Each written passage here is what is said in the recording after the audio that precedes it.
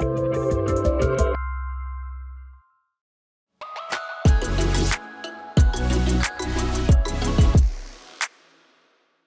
right, guys, good afternoon. My name is Dave Feldman. I run the collaboration services at a pharma company called Takeda, and the three of us are each going to just sort of introduce ourselves real quick, and then we are going to walk you through what I think will be a jam-packed world tour of every way that you can possibly customize modern SharePoint over the next hour. Okay. My name's DRC Hess. I'm another Microsoft MVP, and basically deal with the world from the design, branding, and user customization capabilities. And my name's Bob German. I'm a partner technical architect for Microsoft. I've always wanted to present with these two. And I guess I've sometimes committed the sin of developing stuff, since I'm a developer, that is already there out of the box. So this is like, that is like the cardinal sin of SharePoint customization, is building stuff that you could have done with 3 clicks. So I'm going to be paying attention as well, and trying to kind of move towards the easier side sometimes. So how many people in the room are developers? Yes, there's only a few. How many people in here are IT pros?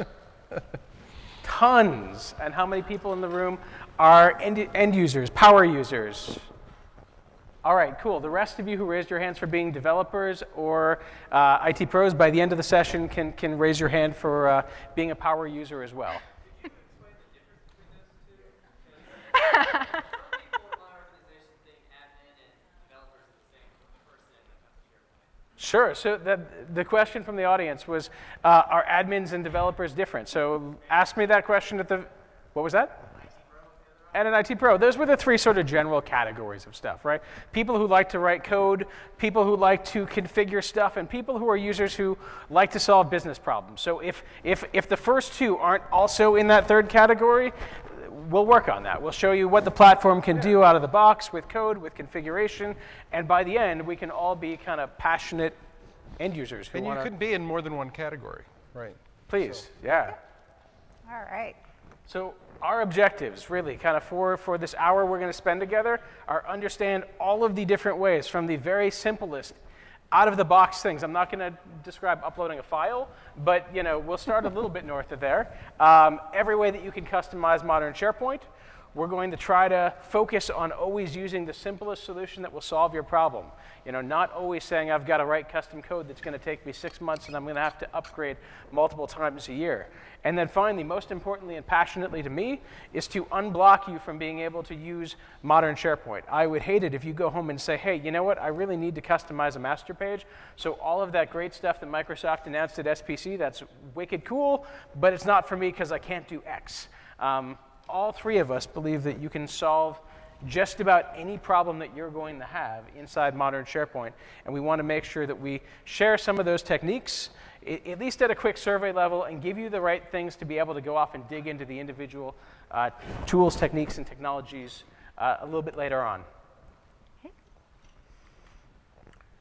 So there was a session back in 2015 that a guy named Dan Kogan did at Ignite that inspired this. And all 3 of us have independently done sessions using this concept, right? So he had the concept of, they were talking about what now became communication sites, right? Modern SharePoint didn't exist back in 2015. So they were talking about how they see the world of portals, and they really grouped kind of 3 different areas, and then this last one on the right as pink pandas and trees. So out of the box, meaning it just works. You don't need to install or configure anything. Configure, you fiddle around with it a little bit, and you can do some really neat stuff. Extend, you can take what they did and make it do things that it doesn't do on its own. And then finally, like, all right, you are totally off the reservation. Go do it yourself, but you're still part of our ecosystem. You're part of the family, and we want to keep you connected to it. So we are leveraging that same kind of 4 buckets to be able to group together everything that you can do and present it back to you. And obviously, the out-of-the-box is going to be the least complex. The full-up custom is going to be the most complex. So hopefully we give you some great tools and techniques to be able to solve your problems. So let's go ahead and think about some of the out-of-the-box components that we have to go ahead and start with this. So the first thing that we have is the Office 365 themes. And Office 365 themes really are the first place where you can start to configure your environment and provide a branded area for your users. The Office 365 themes allow you to go ahead and start with the colors of the suite bar, the app launcher itself. If you're not familiar with the app launcher, that's the little waffle icon that everyone associates with. And really, that goes across all of your applications in the Office 365 environment. So it's a way to kind of bring everything back together under one umbrella and kind of get started going there for your users. Now, to do that, you do have to be an admin and have access to the admin center to be able to go ahead and configure that. It's a really easy configuration, and you can also add your logo that can go to a URL of your choosing. So if you want that to go to, say, the home site for your intranet, you can now go ahead and do that and be able to make that work for you. Kind of moving forward, the next area that we go into when we're thinking about theming is we're going to go into our SharePoint modern themes, or our Office 365 themes. And these are actually going to be the place where we can go and customize SharePoint now. And these are applied actually at the SharePoint level. And we'll be able to have the out-of-the-box ones that you can choose from change the look. And we'll go ahead and take a look at those in a moment, as well as being able to go ahead and create your own custom themes that you can then apply if you have specific things for your organization.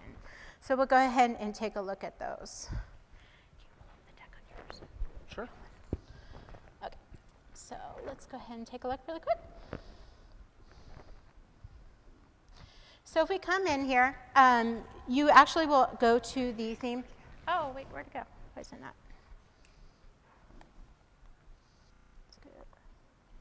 There we go. All right. Fun duplication things. All right, so in here you can see that I have a custom theme applied already to SweetBar and the header for Takeda Pharmaceuticals. In here, if you go to any site setting, these are applied at a site collection level. You go ahead and go to change the look and choose theme. And you're going to see all of the out-of-the-box themes that Microsoft provides for you and have already been configured, available to you. You can choose any of the ones here, or you can choose to go ahead and create your own custom theme. If you decide to use the theme generator, which we'll talk about, you go ahead and can actually pull it up. And here's a link to it if you'd like, AKMS Theme Builder. And what that will do is it will actually generate a series of PowerShell or JSON components that you can go ahead and place in. And what you'll do is go ahead and create this PowerShell file that you'll go ahead and push out through PowerShell. You can name the theme whatever you want. And you can use PowerShell to also go ahead and control what themes are applied in your environment. So if you don't want the out-of-the-box themes to show, you can also use PowerShell to be able to hide those themes where they do not show. If you go back in, I can now see, if I go back here, that I have a couple company themes that we allow people to choose from, both a gray theme and a red one. I have the gray applied right now. If I choose red, you're going to see immediately, without me choosing apply, save, or anything, I can see the results of that theme in my environment.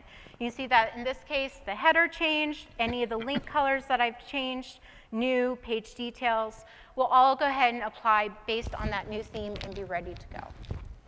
And just to talk about the difference between the Office 365 theme briefly and the SharePoint theme, you can see in the upper left-hand corner, my company logo is right there. What's great about that is the fact that it will apply across all workloads. So if I'm in Yammer, if I'm in OneDrive, wherever you are, it gives you a way to get back to your home site. So quickly and easily configure where you want that to point. These are two complementary technologies. You might think, am I going to theme Office 365 or am I going to theme SharePoint? And the answer is yes, absolutely. You're going to theme both of them. One of them to be able to get back to your home site and to have that consistent branding across the suite, and the other one to be able to offer your color palette and your brand to owners of individual sites. So it may be one theme, it may have multiple themes reflecting those different colors that you want to be able to share with site owners. Yep. It's just a closer look at what that PowerShell variable will look like. Okay.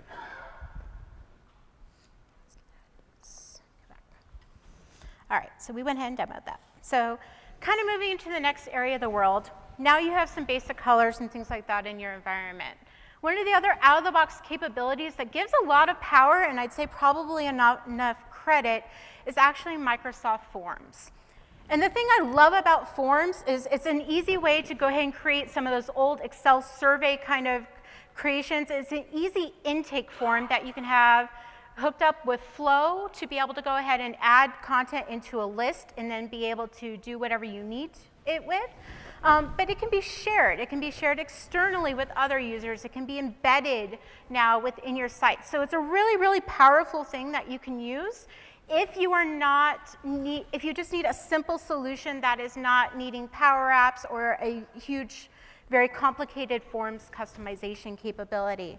The great thing about it, one thing that I love about it, and I have one right here, is in this case, I needed something, I was doing a sales intake. We had a pre-order. This thing hates me, I swear. All right, duplicate, I hope. Come on, there we go. Thank you. You guys just gonna throw tomatoes at me, that's fine. So we needed a pre-order form for a new product that was coming out for one of my clients.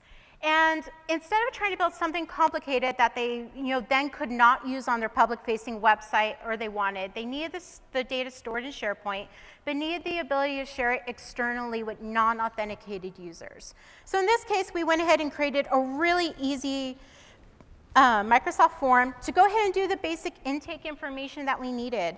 And they were able to put this on their website for the pre-order and be able to run Flow around it to have the information go directly into a list that we then used for Power BI, sales, and being able to actually send emails back and forth saying, hey, we've received your pre-order form, as well as an internal email saying, hey, we've received a pre-order and we need to get this into our system and move to the next step. As you can see, we've had well over 110 responses from people. So it's something people are it's very easy to configure, very easy for someone to edit, and then for an end user who has to input information into it, they don't have to have authentication or some kind of crazy program on their computers to be able to go ahead and work with these forms. Very powerful solution. All right. In here. I kind of brought mine. Oh, thank you. All right, so kind of moving along, we go into hub sites. Now, we already know that with hub sites, they're a family of sites. So in the past, we had this great big, huge, long nested architecture. You were dealing with these top-level site collections with a ton of subsites. And as you went to go migrate, these subsites became really kind of a pain because you'd have these orphaned, levels so much deep, and you ended up having to bring the entire parent and family with you when you moved over into your new house. So with the new world, everything's its own site collection. We have our own flat architectures, and it's a way to group and bring families of sites back together under a true navigation for those sites, as well as the roll-up for news and events. So it's a way to kind of bring all those back together and hubify them, so to speak. And bring them back together as a family. So I'll learn a little bit about those. Okay. Awesome. Thanks, Dee. I'm going to talk about pages. How many people have pages on their intranets? Yes! All right, good. I feel like I'm winning already. So I wanted to kind of start by talking at first about the page model. What do modern pages look like? So you've got these things that are called site pages. You can, in fact, go turn these on a classic site. So if you have a classic site, you can go on and turn on a feature that will enable site pages on that site. That might be useful. If you wanted to modernize some old site that you've got around and make it look flashy and modern and responsive, you can go turn that on, and it will create site pages. Now you can do that. So you'll go to your library, and you go off and create a new site page. Inside there, it's composed of a collection of sections. So think of sections as being exactly what you see up there. 1 column, 2 column, 3 columns, wide left, narrow left, however you want to go lay these things out, those are your sections. Inside each of the sections, I'm going to then go off and put web parts. So this is really like completely out of the box, simplest end of how I might want to go off and customize my intranet. So one of the brand new features that builds on top of this, and the one that I think has a lot of value to talk about, is page templates. So I can create that page that looks exactly the way my thing, whatever that thing is, should look. And I can go off and save it as a template. And now other users can come in and create one. So as an example, it might be a company news article, like a corporate news article. It might be, this is what a page looks like about this location, and every one of our 80 locations gets a page that has the following data in the following areas to create consistency. This is all about pattern recognition and making it really easy for a lot of people to be able to create this templated thing. Lots of great examples. I use these on our guidance site. So for every service, whether it be, last week I went off and created one of these for Microsoft Whiteboard, which is another cool service that has a mobile app and a web-based and a Windows 10 app that will let you, kind of co-whiteboard with people all over the world. So what do? You create a page that says, this is the new service, this is what it's best for, this is what you should use it for, right? So to be able to help empower anyone in your organization to go off and create that content, it's very helpful to be able to put that into a consistent template. All of these are bounded by a given site collection. It's possible that you create a couple that you want to use in other places. It's actually possible to move them. It's a little hard to go read here, but the deck will be posted online to use the PnP PowerShell to go off and simply copy those pages out of the one site collection into other site collections where you want to go use it. The one kind of key point on here is that by default, you can't copy pages from different sites, so you need to actually turn on the ability to have customization. So specifically, it is the deny add and customize pages equals 0 for false, to be able to say, yes, I can copy a page in here. And then once you do it, these things are just stored inside a folder called templates that sit in your site pages library. So you can actually replicate them back and forth between different site collections if you want to go do that. So I'm going to show you super briefly what this looks like, and hopefully my demo technique of flipping over to duplicate first and then doing the flip will work out a little better. It's good to learn from my mistakes. Hey, it's fantastic. So I'm going to go to the page, and I'm going to go say, let's go create a new page. How many folks have had this hit their tenant and played with it yet? A couple, not a ton. So at the top, I can see these are the out-of-the-box templates that exist, blank, visual, basic text. And if you click on each one of them, you get a preview of what that particular template happens to look like. And you can see I created one other one inside here called a location template. So maybe I've got 80 sites around the world, and I want to have consistent content for each one of them. I'm just going to go ahead and click on Create Page, and it creates a page based on that template. So I'll go name this one. I'm going to name this one Las Vegas. I'm going to swap out my image real quick. The fireworks are cool. Fireworks were appropriate, but the Washington Monument, a little out of place. All right, that looks like a great room of people, so I'll go grab that one. Nice. Obviously, I would update my text, go through. You can see all the sections inside here, all of the photos inside here. Maybe I'll swap out one more image inside here, so I have a image web part inside here, so I'm going to go change that image, and I'm going to grab one from my organization, and let's go pick a landscape image. And when I do that, there's my new image. I'll put some text on it. This is a great picture. You get the idea, right? And I'm going to go ahead and publish this. And just like that, I've created a new page using that template. So these are pretty easy to create. If I have any page that I've created, I can just go ahead when I publish the page and say Save as Page Template. It is literally that simple to go off and create it. So if you make a page and you say, hey, this is a best practice, I might want to reuse this asset, just go click on Save as Page Template, and now other people can go do it. In terms of best practices, the couple things that I want to hit on that I think are super important inside here is that page templates present an opportunity for us to train. So on every page template that I create, there's a lot of guidance information. You should use this font here. Make sure that you bold key phrases and words inside here.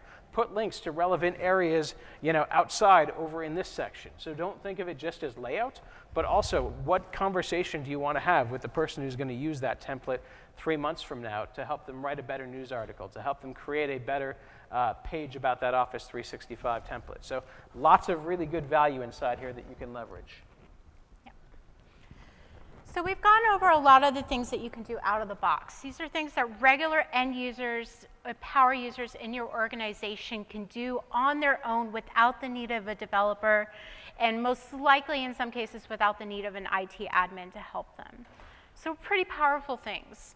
Now we kind of want to take it one step further. What are some of those things that we can kind of start to configure in SharePoint that may require an admin, may require you to have a little bit further and deeper understanding of SharePoint than just the average user who joined the organization? So let's talk about some of those low-code customizations. And by low-code, this means that you do have to have a little bit of a technical background to kind of understand. So kind of moving forward, we're going to talk about column formatting. Column formatting, how many of you guys in the past were in love with things like JS Link? How many of you are know what JS Link was? Okay. So in the classic experiences, JS Link was the ability for us to customize the view for how list items would come back and display. So if I had a list, instead of just viewing list data by itself, I could use JavaScript and CSS to go ahead and reconfigure an entirely different view and make that list appear unlike a regular list. In the new world, we don't have the ability to go ahead and customize in the same way. We have a new ability called column formatting that we'll talk about, as well as view formatting, which we'll talk about next. With column formatting, instead of using JavaScript now to go ahead and alter the way that our list works, we are now using JSON to do it. So if you're not familiar with JSON, there are several resources out there that you can go ahead and look at doing. But a really great example is Microsoft has actually started to be able to give us the ability to do some of this out of the box with a little bit of configuration depending on what you are trying to do. So in this case, I have a list up here, and you're going to see in my third column, I have a status column. And then that column, based on different statuses, I have that particular cell being able to have a different background color to help designate a status for something.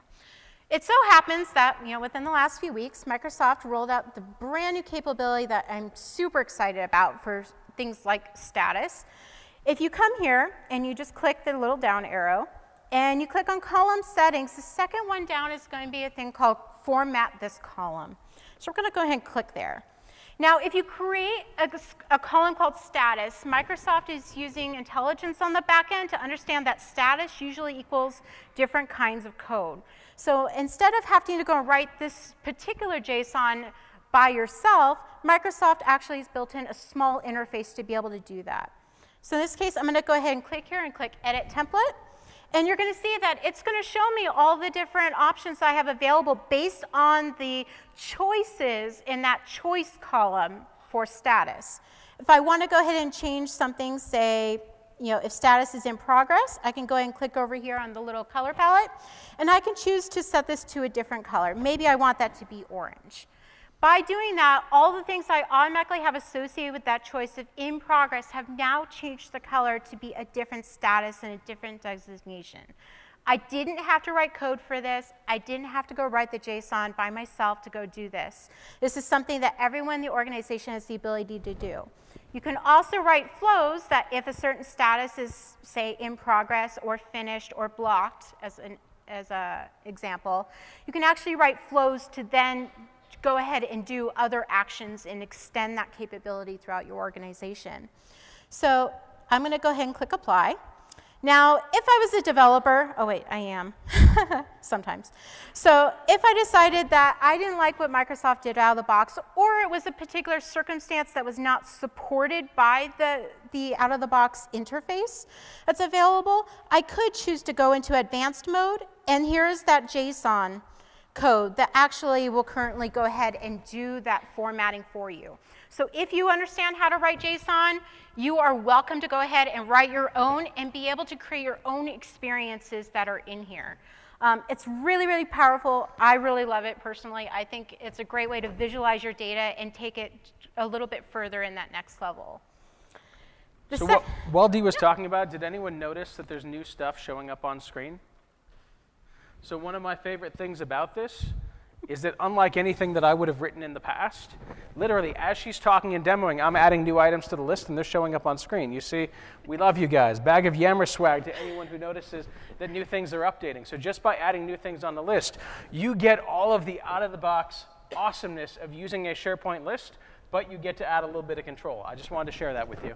Absolutely.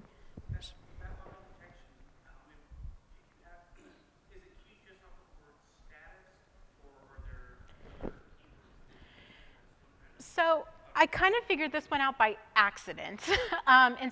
By creating a column named status, when I went to go format that column, it automatically appeared there. I'm still researching to see what the other keywords that make click off that specific interface may be. Which one? Choice column. It's just a choice column. OK. Thank you, Chris. By the way, Chris is like the master of like this particular universe. So definitely go see his sessions later. All right, so we went ahead and talked about a specific column. Well, that's great. We have colors. We can do things based on that. But what if we actually want to change the entire way this list works? How do we go ahead and do that? That's actually by using a piece called view formatting. In this case, we're actually going to be using one of Chris's demos. And I'm not going to go back in this because we're going straight back into demo mode here. So if we go back, and I'm going to go ahead and go to my other demo here, you're going to see I have this great big huge list of data, which doesn't, it looks like a list. It's very disappointing. It's a beautiful list, but it's still a list. I want this to turn into something very dynamic and a different presentation to help get my data across to my users. So in this case, I have different views set up here. You see this is the all items view. That's the default view for a list. But I've created another view called attendees. Very special. So if I go and click on attendees, you're going to notice this list looks not like a list anymore. This is actually a little bit of a demo from a SharePoint PnP project that Chris Kent helped put together. So thank you for that. And what this does is this pulls all the columns of data that live in that list and present them in a visual manner.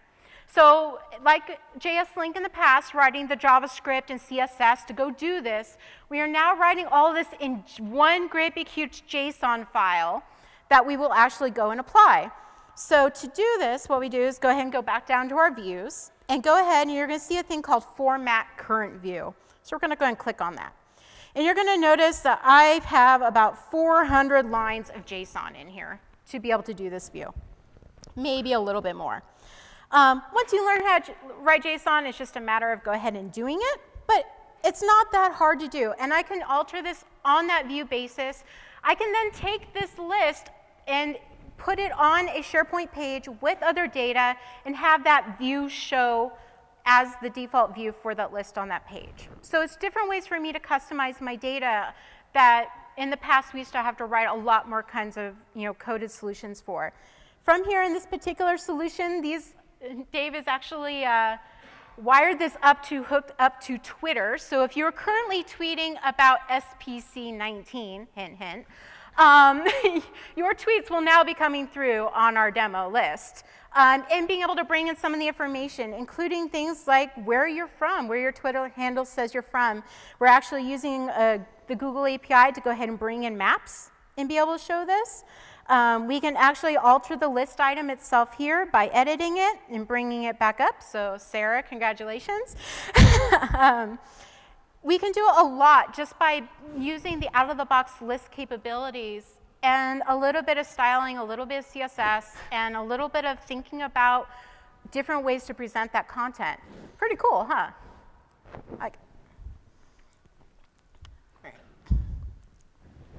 Great. I am super excited about view formatting. I think it's an incredible way to reuse all the power of lists. Sometimes you might need a little bit more control. So I wanted to talk about the next step. And again, we're kind of increasing our complexity as we go, but it's good to make sure we understand every single one of these. Tremendous number of sessions on PowerApps and Flow. Most folks in the room are familiar with both of them? Great. So I'm not going to spend a tremendous amount of time talking about it, but we'll do a quick dive into the two of those. So to do that, I want to show you a service that we actually put together that I use for real in my organization. So one of the things that we allow people to do is say, hey, I need help. I need this business process automated. Can you please come help me create this form, create this workflow, create this thing that will help me get more value for the business? And you can see, in fact, that we have column formatting on the status as I move across here. So we're actually using that right inside that SharePoint list view. But when I go through and I say, hey, I want to go create a new item, now I get this custom large Power App as a SharePoint list form. So inside here, I've got all of my choice fields reflected.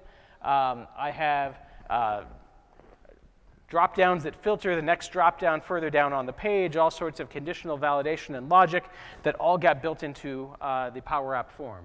So really easy to go take any SharePoint list and say, I want to go customize the forms for that list, and you have a lot of power to be able to now control things. You can integrate in other things inside there, multiple data sources.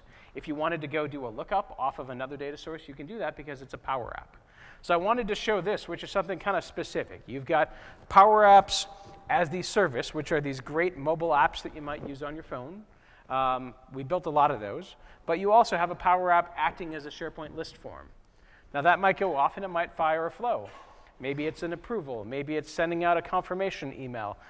Maybe it's requesting more information from someone. Lots of different things you can do. But I wanted to also show another way that you can trigger those. So if I flip over to this side,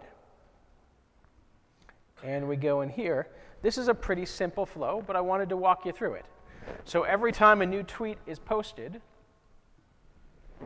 I think anyone in the room has the ability to do something like this. Anytime a new tweet is posted with hashtag SPC19, we have a little condition that fires. It says, is this a retweet, yes or no?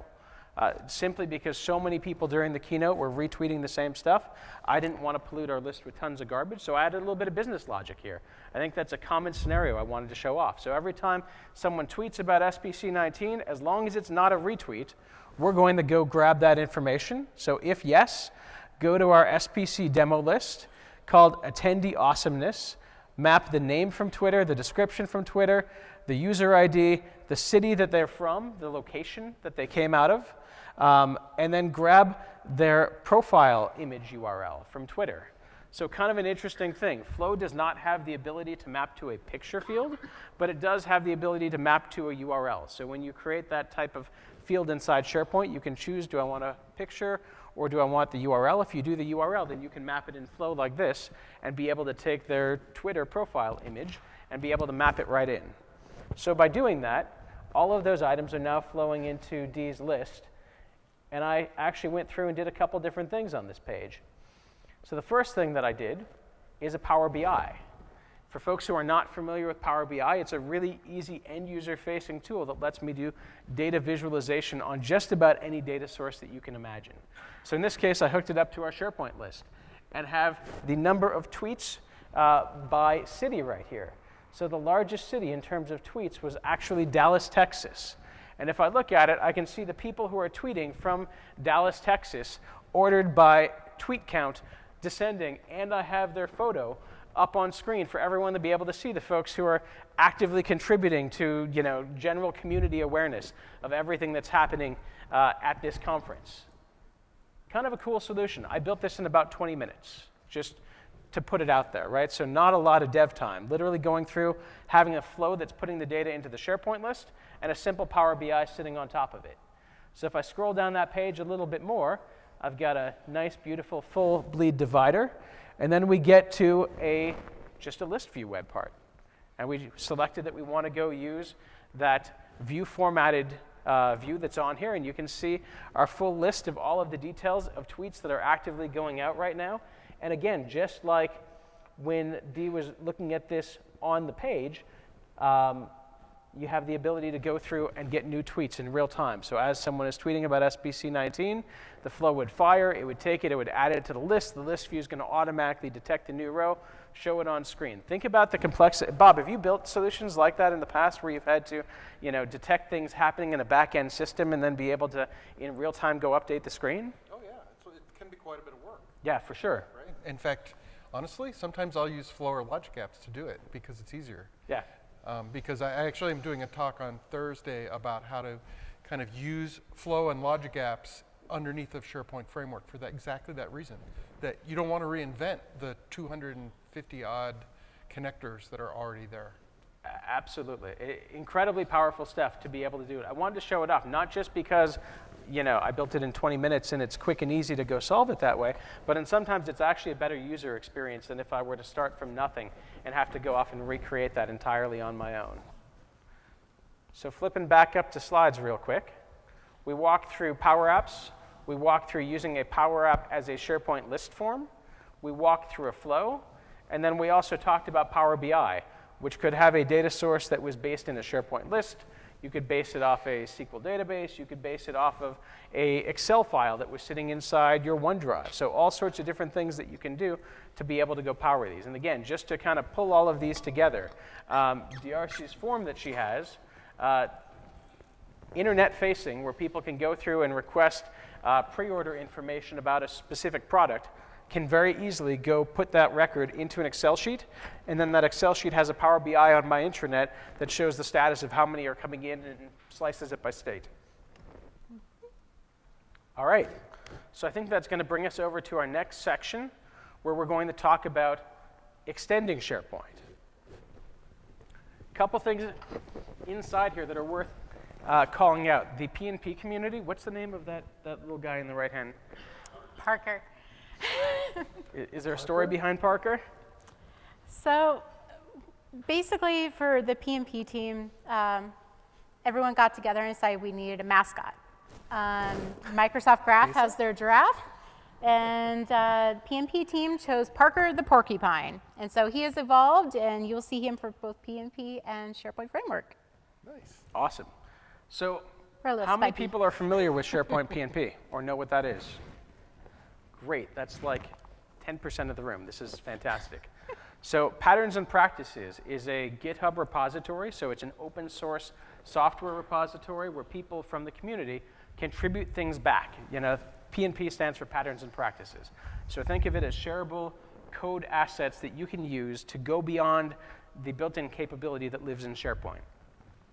Similar to the repo that had the column formatting samples that Dee used earlier inside the session, we're going to talk about a couple different pieces that might make it easier for you to use just a little bit of code, or markup in some cases, to be able to extend what you can do in SharePoint out of the box without having to go to a full-blown custom solution.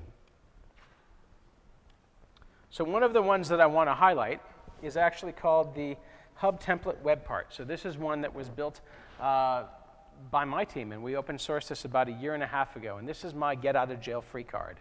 I can take any list or library. You can take any list or library in your organization, and you can make up the HTML for how you want to go display that thing. And you can do it in a really simple and elegant way. So you've got the ability to take that list, make it look any way that you want, and have 100% control over the formatting of it. So there's a link on the slides to where you can go find that solution in GitHub. But this is a quick example, and we'll go through and we'll walk at that, and we will actually look at the code for that as well. Before I do that, we're going to talk about the next one. So the next one is the search results web part. So there's a modern search solution also in PNP. So for anyone who builds search-based applications, this is an example from my company where we went through and we've got pages for each of these different services that live on a site. They happen to be classic pages. So in this particular case, we're going off and searching all of the pages of that content type, and we're able to create a nice visual display, pulling back an image for it. And you can see I can filter it by category, I can filter it by language, I can do keyword search against it. So I'm able to create a custom user experience against search data by using that fantastic PNP contribution. Who came up with this one? That was Mikhail Svensson. There you go, yeah. Yeah, it's spectacular. Is he here? Incredibly popular He's not in the solution. room. He is here. So just to show what those look like, I'm going to show the directory side of this first. So on here, these are literally list items. So as I scroll through these, you can see that they look like they're actually content on a page. But in our case, we have 2 ladies who maintain this for the entire world. So rather than make them come up with pages for each one of these, you can see right here inside here, it's literally just filtering a list. So if I go through and I edit one of these, I'll show you what it looks like. We go edit the web part properties, and you can see this is just bound to a list called campuses. I've got a sort order, bringing back 100. and I've got a filter that says region equals North America. If I wanted to, I could get that from a query string parameter instead. So if I wanted to link to a page and be able to say, filter it for, campus equals Boston, campus equals Las Vegas, and be able to pass that into your query that's going against the list, super easy to go do that. And then I can define out what is my HTML template I want to go use. I can have a separate CSS file. So you've got a lot of control here. And just to show you how complicated or not complicated those are, I'm going to zoom in a little bit to make that bigger. How's that? Is that visible and back? So what I want to call out is that if anyone in this room can do HTML, you can create a custom template. Literally, those squiggly braces are the fields that are in my list. And when I add this web part to a page and I choose a list, it generates a template you can download that has every possible field inside your list. And then you just choose the ones that you want to keep.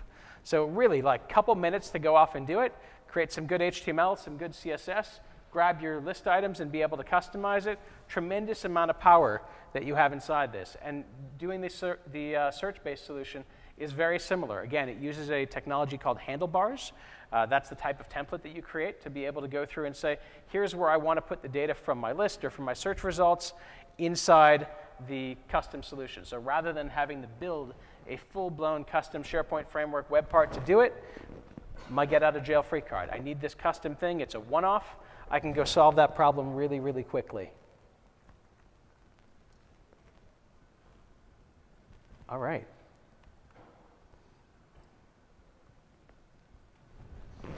Bob. Okay. Oops. I was warming something up. Didn't think you'd get there that fast. All right. Do you want me to control slides, Bob? So go ahead and switch me, please. Which one are you? Do you want to talk about site designs? Yeah. So another great thing that you can do to customize is you can create site designs. And I don't think that's my screen. No, I'm on number 2. There we you go. go. Perfect. So how many of you know about site designs and scripts? So how many of you knew what site templates were? In Classic, right? You could click Save Site as Template, and maybe you would be able to create more sites like that, depending on whether it was a publishing site or not, and all these other things, because it didn't always work. This is the modern way to do it. It's super reliable. It happens after the site is created, and you can either do it, you can run it either from self-service site creation, from PowerShell. You can run it over and over again. So that if you, unlike site templates, which if you created 100 sites and then updated the template, you were done and you still had 100 sites with the old template, now you can run this over and over again. You do have to be a little bit careful, test often. I've got an article on my blog about some of the details on that. Also, when you join a hub, you can run one of these so that you could customize the site based on joining the hub. So basically what's inside of there is a lot of verbs. So you have a thing called a site script, which I'm showing here, which includes all these different verbs, and I'll show you a list of all of them, that are all the different things that you can put onto a site.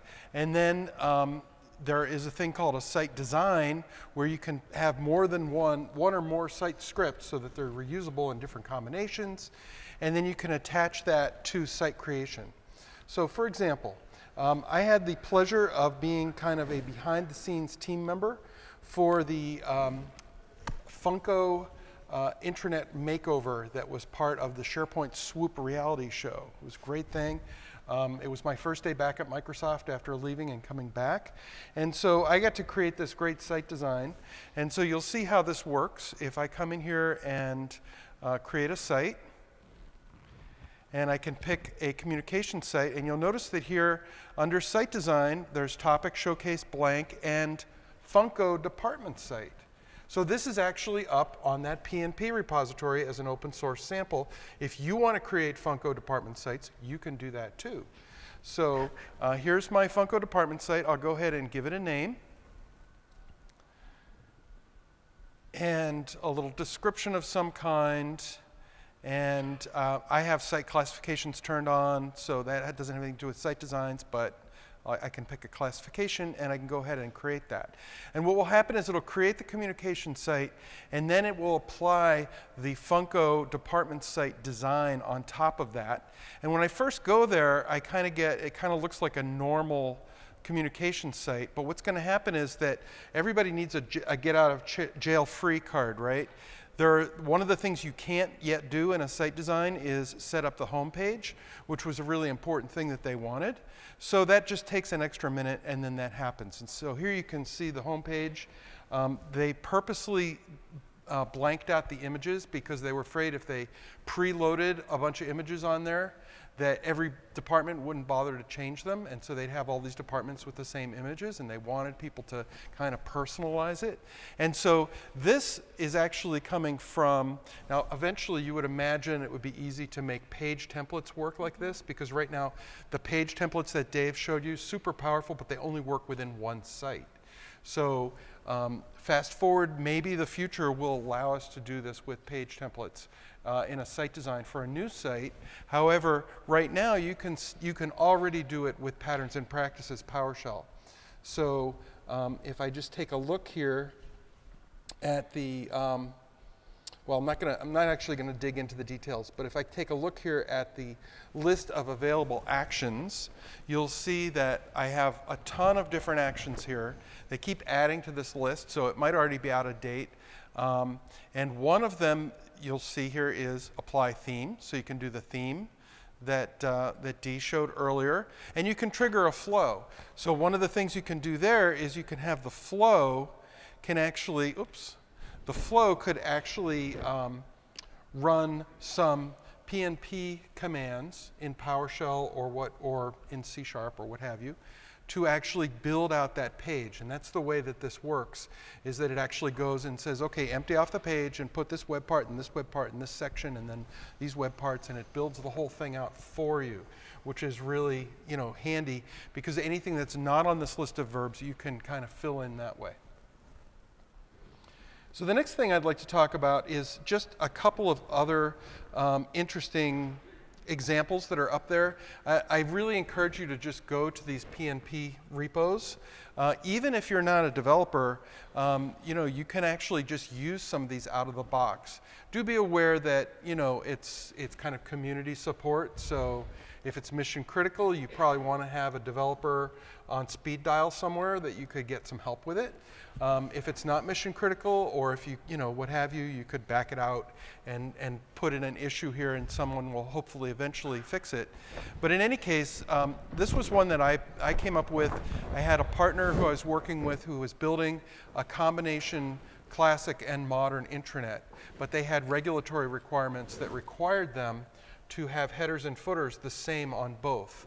So that's one that you can download. Here's the URL, and I'll demo that in just a sec, but I also want to, once I switch over to demos, I'm going to show a couple of things. The second one is another similar, download it and use it, which is site modernization. How many of you have seen this? This is the coolest thing. Dave awesome. Suggested it, and I think you'll really like it. Bert Jansen wrote this. It's part of PNP, and it actually will modernize a classic page for you. And you can use this from PowerShell or interactively, so that you could go around and start modernizing pages in bulk to some degree. Now, it's not perfect because we don't always have a web part for every classic web part. They're not exactly the same, but boy, does it save you a lot of work. So I'd like to kind of demo both of those things for you now.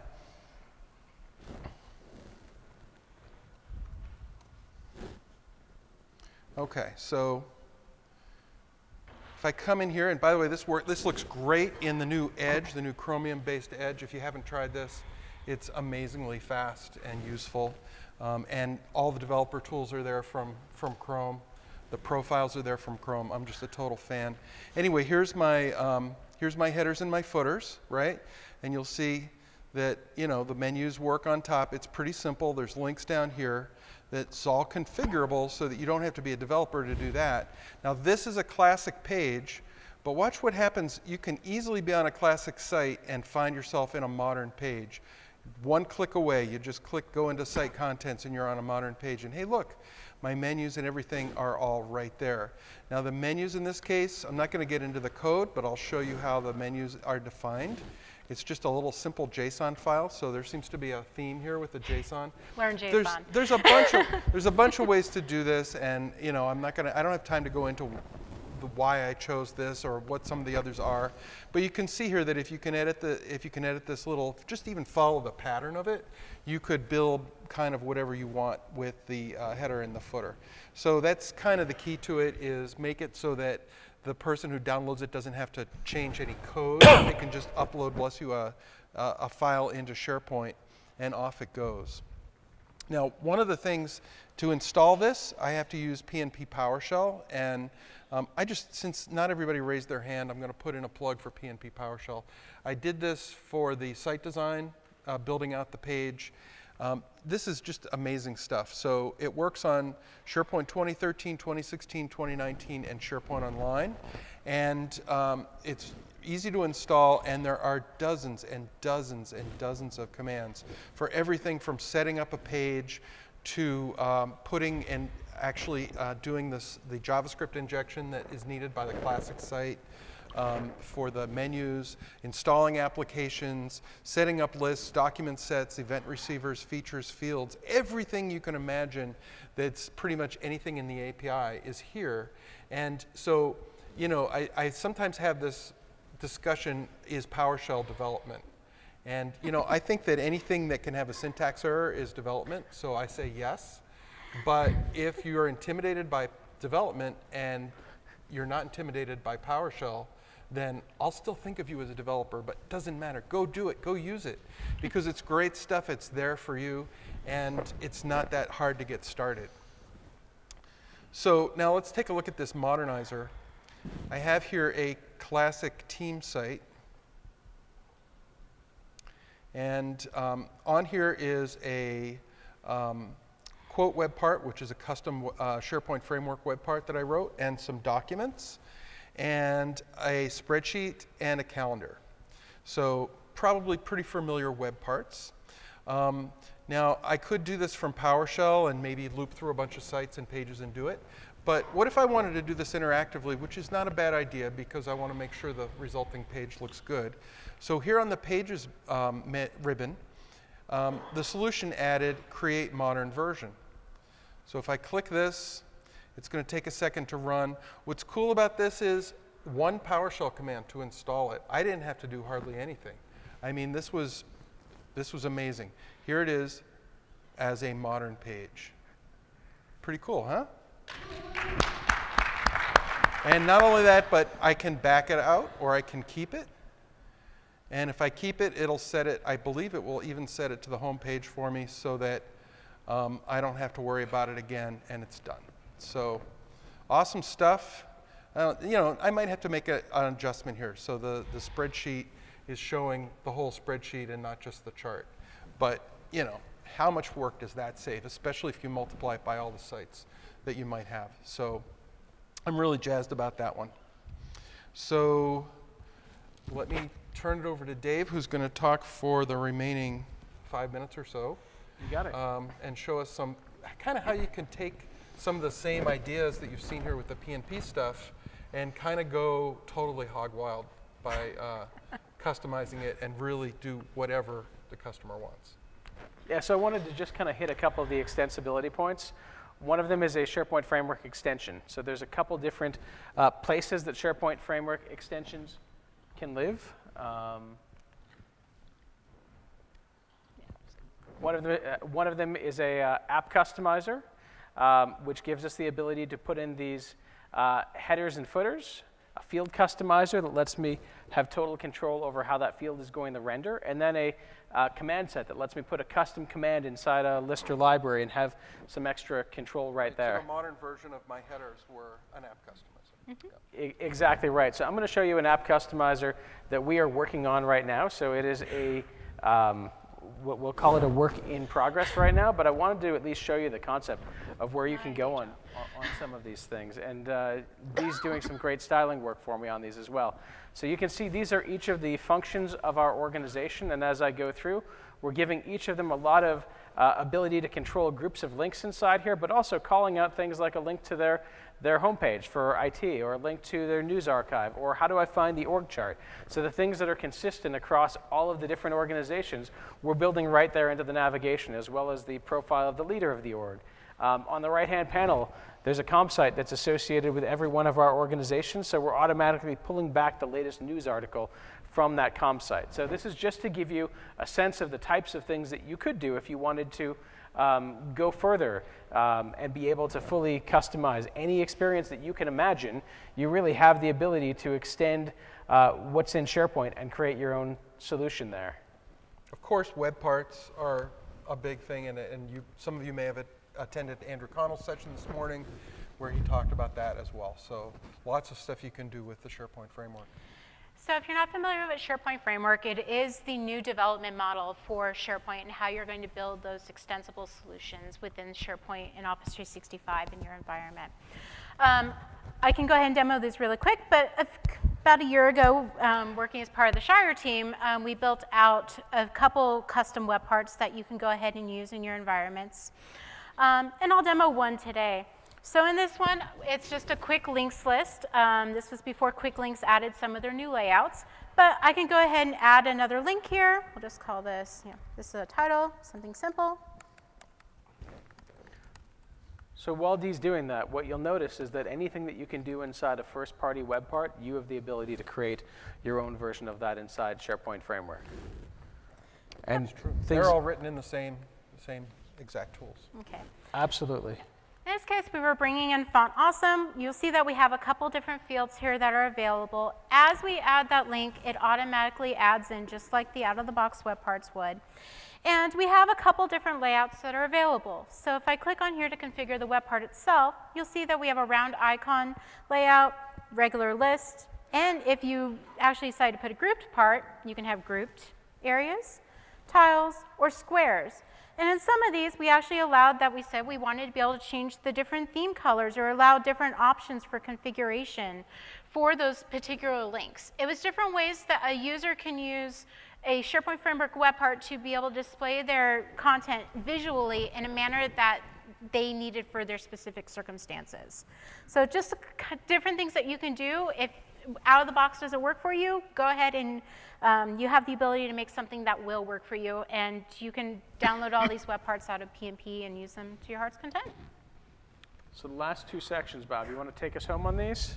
Sure. So I don't think we have demos on these, but a couple of new things. So SharePoint Framework now has single app part pages, which is basically one giant web part on the page that is locked down, so people can't change it around. This actually came out of the work with Teams development, so you can now build tabs for Teams that use SharePoint Framework. And so, of course, they're going to take up the entire tab. And so why not just also make that available inside of SharePoint? So it's a great opportunity if you want to build a single-page application in the JavaScript framework of your choice. You can actually make use of that with the app pages. And then finally, classic add-ins. I think the advantage of these, I kind of bring this up for completeness. I mean, this was at the SharePoint conference in 2012. These were announced for SharePoint 2013. And silly us, we all thought that was the end of the road. But look at all the cool things that have come since then. The add-in model was actually designed for the design point of a storefront. So imagine that you downloaded a little weather application, and while running inside of that weather application, in addition to showing the weather, it also does a search for confidential documents and uploads them somewhere, right? That would be really bad. How do you stop that from happening? Well, if it's in your enterprise or if you hired somebody, hopefully you trust that person, you might review the code. But if you're buying it from a store, how do you know what actually went into that? So the add-in model is a little bit limited because everything runs in an iframe and it runs in a separate site that's a child site with a different URL, and there's all these extra checks in there to make sure that you limit what that web part can do. So it is more limited in the way that it can render, and it's a little bit of a different thing. But the beauty of it is that it is safe for a storefront type environment. So that was the design for that.